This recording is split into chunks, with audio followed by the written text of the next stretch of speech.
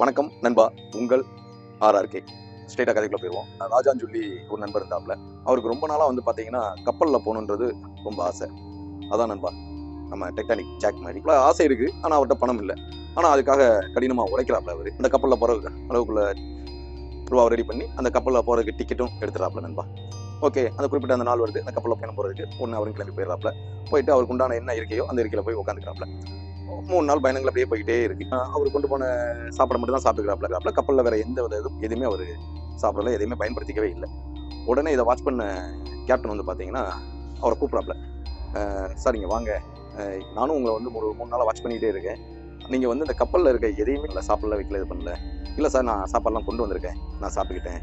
ஏன், என்ன காரணத்துக்கு உங்களுக்கு கப்பலில் இருக்க ஃபுட் எதுவும் உங்களுக்கு செட் ஆகலையா, பிடிக்கலையா அப்படின்னு கேட்குறாப்புல.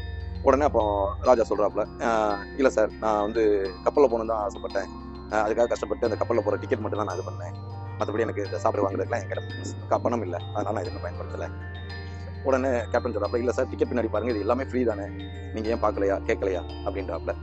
இதில் வந்து நான் என்ன சொல்ல வரேன் நண்பர்களே, ராஜா வந்து கூச்சப்பட்டு இருந்தனால தான் இந்த விஷயங்களை எதுவுமே கேட்காம அந்த பயணங்களையும் அவர் சந்தோஷமாக பயன்படுத்தாமல், அதனால் வந்து எந்த விஷயமும் கூச்சப்படாங்க நண்பர்களே. கூச்சம் தான் முதலெதிரி, கூச்சத்தை தூக்கி எறியுங்கள் நண்பர்களே. நன்றி, வணக்கம். அடுத்த கதையில் சந்திக்கிறேன்.